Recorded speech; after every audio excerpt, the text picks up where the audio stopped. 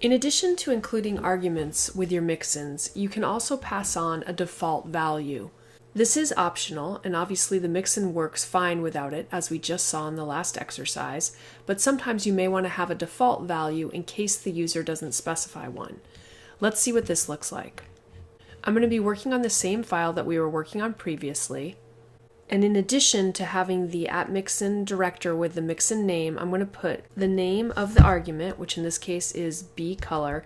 I'm going to put a colon, and then I'm going to put what I want the default value to be. Now we're going to be using our variable called primary color. So what that means is if I don't pass on a value for my argument, it's going to default and use primary color.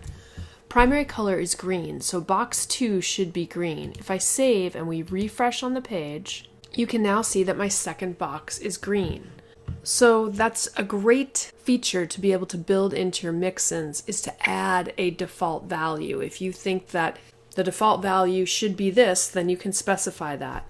This is important too, because if you don't have a default value, I'm going to get rid of this for a minute, and I go ahead and define one of the boxes and don't pass on a value for the argument, what's going to happen is I'm going to get an error message. So right away when I try to refresh, you can see that it's giving me an error, and it's letting me know that the mixin box style takes 0 arguments, but 1 was passed. It's having an issue here, and it's telling you the lines where some of the problems are occurring.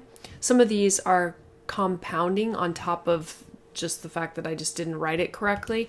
It's always a good idea to pass on a default value, just in case one isn't going to be specified. Your page will still render and style correctly. If we fix it, the page goes back to what it was before.